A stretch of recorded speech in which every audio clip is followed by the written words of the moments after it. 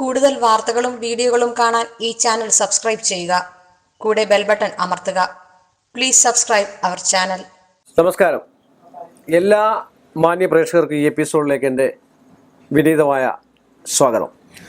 എല്ലാ ആൾക്കാരും വിളിച്ച് പല ആൾക്കാരും, പല സ്ത്രീകളാണ് ഏറ്റവും കൂടുതൽ വിളിച്ചിട്ട് ചോദിക്കുന്നത്, സാറേ ഞാൻ ലളിതാ സഹസ്രനാമം ജപിക്കുന്നുണ്ട്, വിഷ്ണു സഹസ്രനാമം ജപിക്കുന്നുണ്ട്, എൻ്റെ വീട്ടിൽ രാവിലെ നെയ്വിളക്കാണ് തെളിക്കുന്നത്, രാവിലെയും വൈകിട്ടും ഒക്കെ നെയ്വിളക്കാണ് തെളിക്കുന്നത്, എന്നിട്ട് എനിക്കൊരു ഐശ്വര്യമില്ല, സമ്പൽ സമൃദ്ധിയില്ല, ഒന്നുമില്ല, എന്നും ദുഃഖം മാത്രമേ ഉള്ളൂ.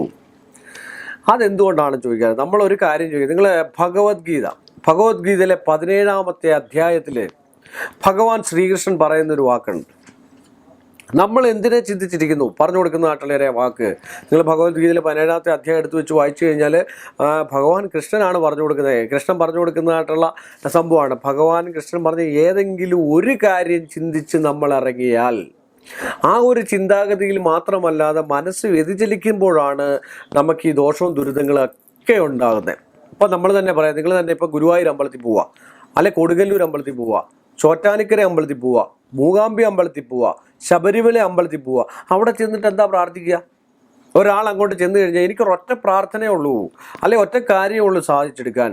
എൻ്റെ മകൻ ഇത്രേ പറയുന്നേ, എൻ്റെ മകൻ വിദേശത്ത് പോകണം, എൻ്റെ മകൻ രക്ഷപ്പെടണം, എനിക്ക് നല്ലൊരു വീടുണ്ടാകണം, നല്ല കാറുണ്ടാകണം, എൻ്റെ മകളുടെ വിവാഹം നന്നായിട്ട് നടക്കണം, എല്ലാം കഴിഞ്ഞ് എനിക്ക് സ്വസ്ഥമായിട്ട് ജീവിക്കണം. ഇതാണ് പറയുക. ഇത് ഇത്രയും പറഞ്ഞു കഴിഞ്ഞാൽ ഒരൊറ്റക്കാരി പറഞ്ഞാൽ മതിയല്ലോ. അതിന് മൊത്തമായി എൻ്റെ ഭഗവാനെ ഇതെനിക്ക് സാധിച്ചു തരണം. അങ്ങനാണോ സത്യത്തിൽ പ്രാർത്ഥിക്കുക? ഒരിക്കലും അല്ല. ഈ ലളിതാ സഹസ്രനാമമൊക്കെ ജപിക്കുന്ന എത്രയോ ആൾക്കാരുണ്ട്. അവരോട് തന്നെ ചോദിക്കുക. പല ആൾക്കാരും ആ ക്ഷേത്രങ്ങളിൽ ലളിതാ സഹസ്രനാമം പറഞ്ഞു കൊടുക്കുന്നവരുണ്ട്. ഒരു 10 മിനിറ്റ് ഏകാഗ്രമായിട്ട് പറഞ്ഞു കൊടുക്കുന്ന ആരുണ്ട്? അവരിൽ 10 മിനിറ്റ് ഏകാഗ്രത ഉള്ള ആരുണ്ട്? ഈ ജപിക്കുന്ന ലളിത സഹസ്രനാമം ജപിക്കുന്നവർക്ക് ഏകാഗ്രത കിട്ടാനായിട്ട് എന്താണ്? ഒന്നുമില്ല. ഓം ശ്രീ മാതാ ശ്രീ മഹാരാജ്ഞി ശ്രീ സിംഹാസനേശ്വരി ഇത് ജപിക്കും. ആ ജപത്തിൽ ഒരിക്കലും ഹൃദയത്തോട് ചേർന്ന് ഭഗവതിയെ, അല്ലെങ്കിൽ നമ്മുടെ ജപിക്കുന്നതായിട്ടുള്ള ഏത് വിഷ്ണു സഹസ്രമാണ്, വിഷ്ണുവിനെ നമ്മളിൽ ഉൾക്കൊള്ളണം. ഭഗവാനെ നമ്മളിൽ ഉൾക്കൊള്ളണം, ഭഗവാനെ വിളിക്കണം. അന്നേരമാണ് ഈശ്വരാധീനം. നമ്മൾക്ക് എല്ലാം കഷ്ടപ്പാട് വരുമ്പോൾ എല്ലാം കുറ്റം ആർക്കാണ്? ഭഗവാനാണ്. എൻ്റെ ഭഗവാനെ ഇന്നലെ ഇങ്ങനായിരുന്നു, ഇന്നും ഇങ്ങനെയാണ്, നാളെ എനിക്ക് ഒരു ദുരിതം എൻ്റെ എന്നും ദുരിതം മാറുന്നില്ല എന്ന് പറഞ്ഞുകൊണ്ടിരുന്നു കഴിഞ്ഞാൽ അത് തന്നെ സംഭവിക്കുള്ളൂ. അതാണ് ഭഗവാൻ കൃഷ്ണൻ ഭഗവത്ഗീതയെ പറഞ്ഞിരിക്കുന്നത്. എന്തിനെ കാക്ഷിക്കുക, എന്തിനെ നമ്മൾ ഉദ്ദേശിച്ച് വിശ്വസിച്ചിരിക്കുന്നോ ആ വിശ്വാസമാണ് നമ്മളെ മുന്നോട്ട് കൊണ്ടുവരിപ്പിക്കുന്നതാണ് കൃഷ്ണൻ പറഞ്ഞിരിക്കുന്നത്. കൃഷ്ണൻ തന്നെ ഒരു ഈശ്വരനല്ലേ? നിങ്ങളൊന്ന് ആലോചിച്ച് നോക്കിയേ. പാണ്ഡവരുടെ കൂടെ കൂടിയത് കൃഷ്ണനല്ലേ? കൃഷ്ണൻ ഭഗവാനല്ലേ? ഈശ്വരനല്ലേ?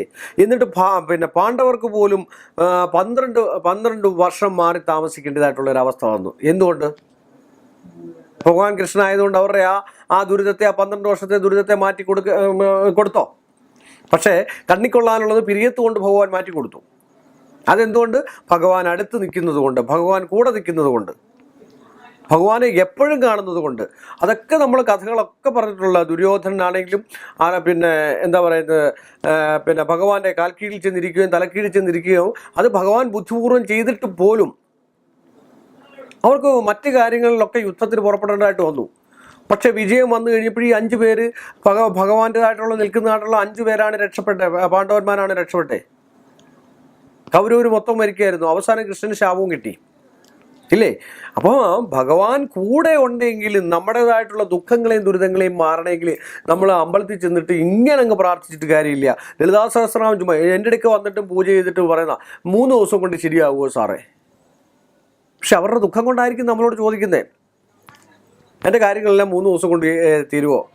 1, 1.5, 2 കോടി രൂപയുള്ളവരൊക്കെ ആയിരിക്കും, ചിലപ്പോൾ കടമുള്ളവരൊക്കെ ആയിരിക്കും വരിക. ഇത് ഈ ഒരാഴ്ച കൊണ്ട് തീർത്താൻ പറ്റുമോ? അതെങ്ങനെ പറ്റും? അപ്പോൾ നമ്മളൊരു മാർഗം മാത്രം കാണിച്ചു കൊടുക്കുകയാണ്. ആ മാർഗത്തിൽ കൂടെ സഞ്ചരിക്കത്തില്ല. ജ്യോതിഷം പറയുന്ന ആ മാർഗത്തിൽ നേരിട്ട് സഞ്ചരിച്ച് കഴിഞ്ഞാൽ എനിക്ക് ഒരുപാട് ആൾക്കാർ വരുന്നത്. എല്ലാവരോടും ഞാൻ സൽഗതിയിൽ പോകാനായിട്ട് സൽമാർഗങ്ങൾ, ഒരു പൂജ, ഒരാൾക്ക് മാത്രമേ എനിക്കൊരു പൂജ കഴിക്കാൻ പറ്റുള്ളൂ. എല്ലാവർക്കും എനിക്ക് പൂജ കഴിക്കാം, കബഡി കഴിക്കാം, മറ്റു കാര്യങ്ങൾ ചെയ്തു കൊടുക്കാം. എനിക്ക് വരുന്ന ഒരാളോട് പറഞ്ഞു, അതുകൊണ്ട് എപ്പോഴും ഞാൻ അവരെ വിളിച്ചുകൊണ്ടിരിക്കുകയോ അല്ലെങ്കിൽ അവരുടെ കാര്യങ്ങൾ ശ്രദ്ധിക്കുകയോ ചെയ്യേണ്ട കാര്യമില്ല. നിങ്ങളൊരു കാര്യം നോക്കും. ഒരു ചെടി വെക്കുന്നതായിട്ടുള്ള ഒരു പൂന്തോട്ടം വികസിപ്പിച്ചെടുത്തിട്ട് ആ പൂക്കൾ വിൽക്കുന്നതായിട്ടുള്ള അല്ലെ പൂച്ചെടി വിൽക്കുന്നതായിട്ടുള്ള ഒരാളെ ശ്രദ്ധിക്കുക. നമ്മൾ അവിടെ ചെന്ന് കഴിയുമ്പോൾ ആ പൂന്തോട്ടത്തിൽ ഇഷ്ടംപോലെ നല്ല പൂക്കൾ കാണും. അദ്ദേഹം അതിനെ അതുപോലെ പരിപോഷിച്ച് വളർത്തിയെടുക്കുമ്പോഴാണ് നമുക്ക് കാണാൻ സുന്ദരം. നല്ല റോസപ്പൂ നിൽക്കുന്ന കാണാം, നല്ല ഡാലിയ നിൽക്കുന്ന കാണാം, ഒരുപാട് നല്ല ചെടികൾ നിൽക്കുന്നത്. അദ്ദേഹം അതിനെ പരിപോഷിച്ചു, എന്നിട്ട് അതങ്ങോട്ട് തന്നിട്ട് നമ്മുടെ അടുക്ക പറയാം നിങ്ങൾ ഇന്ന പോലൊക്കെ ചെയ്യണം. അപ്പോൾ ആ മോഹം കൊണ്ട് നമ്മുടെ വീട്ടിൽ കൊണ്ട് നിർത്തി വളർത്തും. പക്ഷെ അദ്ദേഹം ചെയ്യുന്ന പോലെ നമ്മൾ ചെയ്യത്തില്ല. അപ്പം ചെയ്യാതിരിക്കുമ്പോൾ എന്തോ ആ പൂ കരിഞ്ഞു പോകും എന്ന് പറഞ്ഞുകൊണ്ട് നമ്മളൊരു പൂജ ചെയ്ത് കഴിഞ്ഞാൽ അതുകൊണ്ടെല്ലാം അങ്ങ് മാറി, അല്ലെങ്കിൽ ഒരു ഈശ്വരനെ വിളിച്ചു കഴിഞ്ഞാൽ അതുകൊണ്ടെല്ലാം അങ്ങ് മാറി, അല്ലെങ്കിൽ ഒരു പ്രാവശ്യം ഒരു 5ാം ക്ലാസ്സിൽ പഠിക്കുമ്പോൾ പിന്നെ നമ്മൾ ഗുരുവായൂർ അമ്പലത്തിൽ പോയിട്ട് ഭഗവാനെ കൃഷ്ണ എൻ്റെ എല്ലാ കാര്യങ്ങളും എല്ലാ തടസ്സങ്ങളും മാറ്റി എന്നെ SLCക്കും പാസ്സാക്കി, എന്നെ +2നും പാസ്സാക്കി, എന്നെ ഡിഗ്രിക്കും പാസ്സാക്കി, പിന്നെ എന്നെ എന്താ പറയുക എൻട്രൻസിനും പാസ്സാക്കി, MBBS ആക്കി, ഡോക്ടറാക്കി മാറ്റി, എനിക്ക് നല്ലൊരു ബംഗ്ലാവും മറ്റു കാര്യങ്ങളും ഒക്കെ 5ാം ക്ലാസ് പഠിക്കുന്ന ഒരു കുട്ടി എന്ന് പറഞ്ഞിട്ട് ഇനി പോരുക. പിന്നെ ഗുരുവായൂർ അമ്പലത്തിൽ പോകണ്ടേ? ആ ഒറ്റ പ്രാവശ്യം പറഞ്ഞു കഴിഞ്ഞാൽ ഉടനെ ഈശ്വരൻ അത് സാധിച്ചു തരും? ഇല്ല, വീണ്ടും പോകണം. മനുഷ്യജന്മം അതാണ് കലിയുഗം. അതാണ് കൃഷ്ണൻ പറഞ്ഞിരിക്കുന്നതായിട്ടുള്ള വിഷയം. നമ്മൾ നമുക്ക് എന്നും ദുരിതമാന്ന് പറഞ്ഞുകൊണ്ട് വീട്ടിലിരുന്ന് കഴിഞ്ഞാൽ ദുരിതമേ ഉണ്ടാകത്തുള്ളൂ. അതുപോലെ മന്ത്രങ്ങൾക്ക് ശക്തിയുള്ള സാധനമാണ്. ആ മന്ത്രം കൃത്യമായിട്ട് നമ്മൾ ഉപയോഗിച്ചാൽ, ആ മന്ത്രം അല്ലെങ്കിൽ ആ പൂജ കൃത്യമായിട്ട് ഉപയോഗിച്ചിട്ട് നമ്മളൂടെ ചെയ്യണം. ചിലർ പറയും സുദർശന ഹോമം നടത്തി, അഘോരഹോമം നടത്തി, നടത്തി, മറ്റു കാര്യങ്ങൾ നടത്തി, ഇതെല്ലാം നടത്തി, പക്ഷെ ഒരു പ്രയോജനമില്ല. അല്ലെ വീടിന് സ്ഥലരക്ഷ ചെയ്തു, ഒരു രക്ഷയുമില്ല. ആ സ്ഥലരക്ഷ ചെയ്തിട്ടുണ്ടെങ്കിൽ ആ സ്ഥലരക്ഷ അശുദ്ധിയാക്കാതെ ശുദ്ധവൃത്തിയോടുകൂടി എത്രയും നാൾ നമ്മൾ കൊണ്ടു നടക്കുന്നു അത്രയും നാൾ അതിൻ്റെ ഫലം ഉണ്ടാകും. അതാരും ചെയ്യത്തില്ല. ഒറ്റ പ്രാവശ്യം ചെയ്ത് കഴിയുമ്പോൾ സ്ഥലരക്ഷയായി, സുദർശനഹോമമായി, പിന്നെ നമ്മൾ നാമം ജപിക്കേണ്ട, അല്ലെ മറ്റു കാര്യങ്ങൾ ചെയ്യേണ്ട. അപ്പോൾ അതുകൊണ്ട് ഈ ഒരു കാര്യം കൊണ്ടെല്ലാം അങ്ങ് തീരുവെന്നൊന്നും പിന്നെ നമുക്ക് നിശ്ചയിച്ചെടുക്കാൻ പറ്റത്തില്ല. അതുകൊണ്ടാണ് ഞാൻ ഭഗവത്ഗീതയിലെ കൃഷ്ണൻ പറഞ്ഞിരിക്കുന്നതായിട്ടുള്ള വിഷയം ഞാൻ പറഞ്ഞേ. അതിനാണ് മന്ത്രങ്ങൾ. ലളിത സഹസ്രനാമം ഏറ്റവും ഉത്തമമാണ് ഈ കലിയുഗത്തിൽ. ഒന്നും വേണ്ട, കലിയുഗത്തിൽ ഏറ്റവും വലിയൊരു മന്ത്രമാണ് ഓം നമോ ഭഗവതേ വാസുദേവായ, ഓം നമോ ഭഗവതേ നാരായണായ. ഏറ്റവും പ്രധാനപ്പെട്ട ഒരു മന്ത്രമാണ് ഓം നമോ ഭഗവതേ വാസുദേവായ. ഇത് നിങ്ങൾ ചൊല്ലി നോക്കൂ. പക്ഷെ അത് ഉള്ളറിഞ്ഞ് ചെല്ലുക, ഭഗവാൻ നമ്മളിലാണെന്നുള്ള രീതിയിൽ ചെല്ലുക, നമ്മളെ അർപ്പിച്ചു കൊടുക്കുക. നമ്മളിൽ തന്നെയാണ് ഭഗവാൻ ഇരിക്കുന്നത്, നമ്മളാണ് ഭഗവാൻ, അല്ലേ? എല്ലാ മതഗ്രന്ഥങ്ങളും പറയുന്നത് അതാണ്. അപ്പോൾ അതുകൊണ്ട് നിങ്ങളെല്ലാവരും ഇങ്ങനെ എല്ലാ കാര്യങ്ങൾക്കും വാശി പിടിച്ചിട്ട് 27 ദിവസം കൊണ്ട് ശരിയാവും, 21 ദിവസം കൊണ്ട് ശരിയാവും, 51 ദിവസം കൊണ്ട് ശരിയാവും. അപ്പോൾ ആ തടസ്സമൊന്നും മാറിക്കിട്ടണ്ടേ? ഒരു ചെടി വെച്ച് കഴിഞ്ഞാൽ ആ ചെടി വളരണ്ടേ? അതിന് വെള്ളം ഒഴിച്ചു കൊടുത്ത് അതിനൊരു ക്രമമുണ്ട്. ഒരു തെങ്ങ് വെച്ച് കഴിഞ്ഞാൽ ഇത്ര വർഷം കൊണ്ടേ അത് വളർന്ന് കായ്ക്കുള്ളൂ എന്ന് പറഞ്ഞൊരു പൂജ.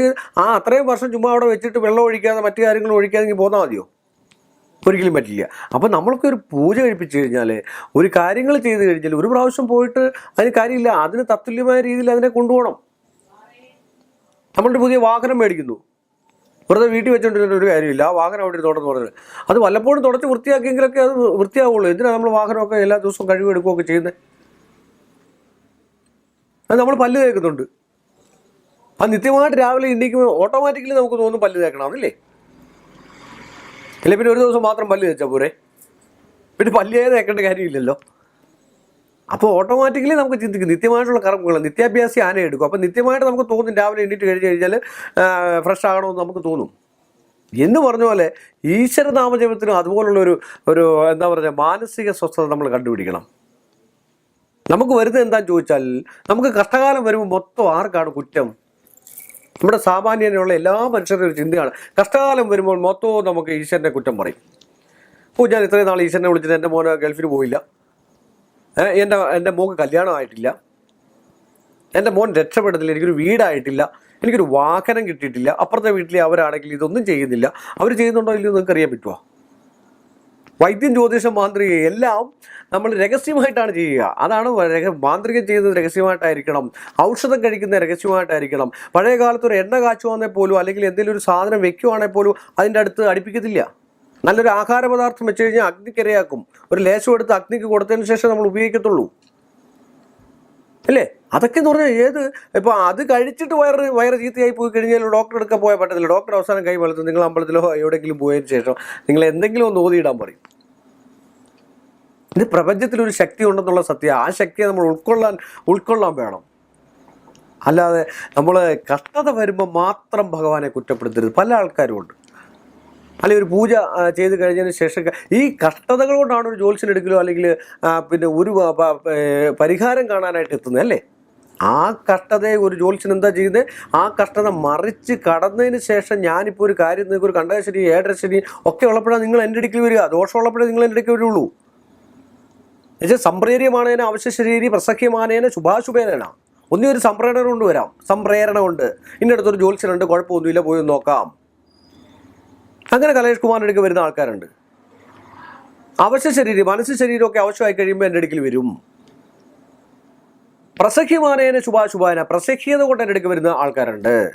പ്രസഖ്യത മീൻസ് എന്ന് പറഞ്ഞാൽ ഒരാൾ എൻ്റെ അടുക്കൽ വന്നു എന്ന് വിചാരിക്കുക. ആ വന്നതിന് ശേഷം ഞാൻ കവടിയെല്ലാം വെച്ചിട്ട് അങ്ങോട്ട് ഇറങ്ങി പോയി കഴിയുമ്പോൾ അവരുടെ വിചാരം വേറെ എന്തെങ്കിലും ചെയ്തു എന്നുള്ളതാണ്. അവരുടെ ചേട്ടനോ അനിയനോ അവരുടെ ശത്രുവായിരിക്കും. അവരിത് കാണും, ഇത് ഇറങ്ങിപ്പോകുന്നത്. അപ്പോൾ കലേഷ് കുമാറിൻ്റെ അടുക്കൽ പോയില്ലേ. അപ്പോൾ മറ്റേ അനിയനെയും ചേട്ടനെയും എനിക്കറിയാവുന്നതായിരിക്കാം. അപ്പോൾ അനിയൻ 2 ദിവസം കഴിയുമ്പോൾ ഇത് എങ്ങനെയെങ്കിലും ഇത് അറിയാനായിട്ട് കയറി വരും. എങ്ങനെയെങ്കിലും അറിയാനായിട്ട് കയറി വന്നിട്ട് പുള്ളിയുടെ കാര്യങ്ങളൊക്കെ നോക്കിയിട്ട് അവസാനം ചോദിക്കുക, എൻ്റെ ചേട്ടൻ എന്തിനാ വന്നത്, എൻ്റെ അനിയൻ എന്തിനാ വന്നതെന്ന് ചോദിക്കും. അങ്ങനെയുള്ള ആൾക്കാരാണ്. ശരിയല്ലേ? അപ്പം ഞാൻ പറഞ്ഞത് എന്താണെന്ന് ചോദിച്ചാൽ, നമ്മൾ മോശം അല്ലാത്തപ്പോൾ എന്തോ പറയുന്നത്, മകൻ രക്ഷപ്പെട്ട് കഴിഞ്ഞാൽ എൻ്റെ മകൻ്റെ കഴിവാണ്, എൻ്റെ മകൻ അങ്ങനെയാണ്. പിന്നെ ഒരു 10, 22 അല്ലെങ്കിൽ 23 വയസ്സായി കഴിയുമ്പോൾ എവിടെയെങ്കിലും പോയോ അല്ലെങ്കിൽ എന്തെങ്കിലും ബിസിനസ് ചെയ്തോ ഏതായാലും അനധികൃതമായിട്ട് കാശുണ്ടാക്കുന്ന ആൾക്കാരെ ഏറ്റവും വ്യക്തമായിട്ട് നമുക്കറിയാം. ഒരു മാസം 30 ദിവസമാണ്. ആ ഒരു 30 ദിവസത്തിനുള്ളിൽ ഒരു മാന്യമായ ഒരു വേതനം കിട്ടുന്ന ഒരാളെ ആ 30 ദിവസം കൊണ്ട് എത്ര രൂപ നമുക്ക് കിട്ടുമെന്ന് എല്ലാ കണക്ക് പഠിച്ച ആൾക്കാർക്കും ആലോചിച്ചാൽ നമുക്ക് കിട്ടും. അതിൻ്റെ അപ്പുറത്ത് പോകുന്നുണ്ടെങ്കിൽ അത് അവൻ്റെ കഴിവുമായിരിക്കും, അല്ലെങ്കിൽ മറ്റൊരാളിൽ നിന്ന് തന്നെ ആർജിക്കുന്നതുമായിരിക്കും. അതിലെന്തെങ്കിലും ചെറിയ ചെറിയ കുഴപ്പങ്ങളും കാണും ഇല്ലേ. അപ്പോൾ ആ സമയത്ത് പറയും, എൻ്റെ മോൻ്റെ മിടുക്കാണ്, എൻ്റെ മോൻ എൻ്റെ മകളെ അങ്ങനെ കല്യാണം കഴിച്ചു, പിന്നെ ഒരു 501 പവൻ കൊടുത്തു, കാറ് കൊടുത്തു, പിന്നെ ഇതെല്ലാം പറയും. അന്നേരം ഈശ്വരനും വേണ്ട, ഒന്നും വേണ്ട. അപ്പോൾ വേണമെങ്കിൽ ഈശ്വരനൊക്കെ അങ്ങോട്ട് ചെന്ന് കഴിഞ്ഞാൽ ഈശ്വരന് കാശ് കൊടുക്കും. എൻ്റെ പേരിൽ അവിടെ ഒരു ഇത് പോസ്റ്റർ അടിച്ചിട്ട് ഇന്ന സാധനം ചെയ്തേര്, അപ്പുറത്ത് എൻ്റെ വകയെന്ന് എഴുതി വെക്കണം, ഇങ്ങനെയൊക്കെ ചെയ്യും. പക്ഷേ ഇത് മൂടോടങ്ങ് പോയി കഴിയുമ്പം എൻ്റെ ഭഗവാനെ, എൻ്റെ കുഞ്ഞ് ഇത്രയൊക്കെ ചെയ്തല്ലോ, എന്നിട്ട് നീ ഇങ്ങനെ കാണിച്ചല്ലോ, എപ്പോൾ ഭഗവാനാണ് കുറ്റം? ഇതിനൊക്കെ കാര്യം നമ്മൾ എന്നും ഒരുപോലെ പോകുന്നതാണ് ഏറ്റവും നല്ലത്. എന്നും ഒരു കടവും ഇല്ലാതെ, എന്നും ഒരു ദുഃഖവും ഇല്ലാതെ, ഭാര്യ ഭർത്തൃ ബന്ധവും മക്കളുമായിട്ടുള്ള ബന്ധം സുഗമമായിട്ട്, ചില കടമൊന്നും ഇല്ലാതെ, ഭാര്യ ഭർത്തൃ ബന്ധമൊക്കെ സുഖമായിട്ടില്ലാതെ, ഈശ്വരനെയൊക്കെ വിളിച്ച് നന്മയൊക്കെ ചിന്തിച്ച് അങ്ങനെ പോകുന്ന ജീവിതം. അതുകൊണ്ട് ഈശ്വരനോടൊന്നും ചോദിക്കേണ്ടതല്ല, ഈശ്വരനോട് ചോദിക്കണം, ഭഗവാനെ എൻ്റെ കാര്യങ്ങളൊക്കെ അറിയാമല്ലോ. അതൊക്കെ നമ്മൾ ചിന്തിച്ച് വേണം ഈശ്വരനോട് കാര്യങ്ങൾ ചോദിക്കുക. അതാണ് എല്ലാവരും വിളിച്ചു ചോദിക്കുന്നത്. എല്ലാവരും ഒന്ന് മനസ്സിലാക്കുക, ഈശ്വരമയമാണ് നമ്മളെല്ലാം. അതിനെ എത്രയും നമ്മൾ കൂട്ടി എടുക്കുന്നോ, ഈശ്വര ചൈതന്യാവസ്ഥ കൂട്ടിയെടുക്കുന്നോ, അതിൻ്റെ അനുസരിച്ചിട്ട് ഏറ്റവും കൂടുതൽ ഫലം ഉണ്ടാവും. സംശയമില്ലാത്ത കാര്യമാണ്. ഈശ്വരനെ മുറുകെ പിടിച്ചോ. എല്ലാ മനുഷ്യർക്കും ദുഃഖമില്ലാത്ത ആരുമില്ല. അതാദ്യം മനസ്സിലാക്കുക. ഈശ്വരൻ തന്ന ദുഃഖമാണ്, അത് നമ്മൾ കൈകാര്യം ചെയ്ത് പോകണം. മനുഷ്യരെന്ന് പറഞ്ഞാൽ ഓരോ ദിവസം അവനവന് ഓരോ കാര്യങ്ങൾ കാണും ഇല്ലേ. ഈ പറയുന്നത് എനിക്കും കാണും. നാളെ എനിക്ക് ചെയ്യേണ്ടതായിട്ടുള്ള കാര്യം കാണും, നാളെ മറ്റു കാര്യങ്ങൾ കാണും. അത് ഞാൻ എങ്ങനെ തരണം ചെയ്യുന്നു, അതാണ് ഏറ്റവും ഉത്തമമായിട്ടുള്ള ഒരു മനുഷ്യൻ. അതിനെ നമ്മൾ മറികടന്ന് പോകണം. ആ തടസ്സങ്ങളെ മറികടന്ന് പോകുമ്പോഴാണ് നമുക്ക് വിജയവും പ്രാധാന്യം. അല്ലെങ്കിൽ ഞാനിവിടെ ഇരിക്കുക, എനിക്ക് അതൊന്നും പറ്റത്തില്ല എന്ന് പറഞ്ഞിട്ട് ഇരുന്ന് കഴിഞ്ഞാൽ ഒരു രക്ഷയില്ല. എപ്പോഴും ഞാൻ അതപ്പതന പറഞ്ഞുകൊണ്ടിരുന്ന വീണ്ടും നന്മയിലേക്ക് ചിന്തിക്കുക. നല്ലത് വരും എന്നുള്ള അതാണ് കൃഷ്ണൻ ഭഗവത്ഗീതയിൽ പറഞ്ഞിരിക്കുന്നത്. 17ാമത്തെ അധ്യായം എടുത്ത് വെച്ച് വായിച്ചു നോക്കുക. അപ്പോൾ അതുകൊണ്ട് എല്ലാവരും നന്മകൾ മാത്രം ചിന്തിക്കുക. അങ്ങനെയൊക്കെ ചെയ്ത് കണ്ടെങ്കിൽ എല്ലാത്തിനും ഫലം ഉണ്ടാവുള്ളൂ. ഇപ്പോൾ ലളിതാ സഹസ്രനാമം ജപിച്ചാലും വിഷ്ണു സഹസ്രനാമം ജപിച്ചാലും കോടാനുകോടി മന്ത്രം ജപിച്ചാലും ആ മനസ്സ് എവിടെ അർപ്പിക്കുന്നു, ഏകാഗ്രത എവിടെ അർപ്പിക്കുന്നു, അവിടെ മാത്രമാണ് ഈശ്വരൻ്റെ മയം ഉണ്ടാകുന്നത്, ചൈതന്യം ഉണ്ടാകാതെ അതങ്ങോട്ട് സ്ഫുരിച്ചു കഴിയുമ്പോൾ ഈശ്വരൻ താനേ നമ്മുടെ മനസ്സിൽ വരുമ്പോൾ നമുക്ക് തന്നെ ഒരു അവസ്ഥാന്തരം ഉണ്ടാവും. സംശയമില്ലാത്ത കാര്യമാണ്. അപ്പോൾ എല്ലാ കാര്യങ്ങളും ചെയ്യാൻ നമുക്ക് തോന്നും, പോസിറ്റീവ് എനർജി ഉണ്ടാവും. അപ്പോൾ നമുക്ക് രാവിലെ എണീറ്റ് ജോലിക്ക് പോകണമെന്ന് തോന്നും, മറ്റു കാര്യങ്ങൾ തോന്നും. ഈ അലസത വരുമ്പോഴാണ് ഈ കുഴപ്പമുണ്ടാകുന്നത്. അതിനാണ് ഈശ്വരനെയും ധ്യാനവും മറ്റു കാര്യങ്ങളൊക്കെ പഴയ കാലം തൊട്ട് ഋഷിമാർ ചെയ്തു വെച്ചിരിക്കുന്നത്. അത് കൃത്യമായിട്ട് ചെയ്യണം. ഈ കലിയുഗത്തിൽ അങ്ങനെ കൃത്യമായിട്ട് ചെയ്യാൻ ആർക്കും പറ്റത്തില്ല. എനിക്ക് പോലും കൃത്യമായിട്ട് നല്ലൊരു പൂജ ചെയ്യാൻ പറ്റുമെന്ന് എനിക്ക് തോന്നുന്നില്ല. എൻ്റെ മനസ്സ് പതറിപ്പോകുന്ന എത്രയോ ഇതുണ്ട് എന്ന് പറഞ്ഞാൽ എല്ലാവരുടെ മനസ്സ് പതറാം. എല്ലാവർക്കും തെറ്റെന്ന് പറഞ്ഞു കഴിഞ്ഞാൽ മനുഷ്യരെന്ന് പറഞ്ഞാൽ തെറ്റിൻ്റെ കൂടാരമാണ്, കൂമ്പാരമാണ്. തെറ്റില്ലാത്ത ഒരു മനുഷ്യരില്ല. അതിനെ സഹിച്ചും ക്ഷമിച്ചും ഒക്കെ മുന്നോട്ട് പോകുന്നവരാണ് മനുഷ്യർ. അതുകൊണ്ട് ഇങ്ങനെയൊക്കെ ചെയ്തു കഴിഞ്ഞാൽ നല്ല മനുഷ്യനായിട്ടും നല്ല ഈശ്വര വിശ്വാസിയായിട്ടും ഒക്കെ ജീവിക്കാമെന്ന് പറഞ്ഞുകൊണ്ട് ഞാൻ ഈ എപ്പിസോഡ് ഇവിടെ അവസാനിപ്പിക്കുന്നു. എല്ലാ മാന്യ പ്രേക്ഷകർക്കും എൻ്റെ വിനീതമായ നമസ്കാരം. കൂടുതൽ വാർത്തകളും വീഡിയോകളും കാണാൻ ഈ ചാനൽ സബ്സ്ക്രൈബ് ചെയ്യുക. കൂടെ ബെൽ ബട്ടൺ അമർത്തുക. Please subscribe our channel.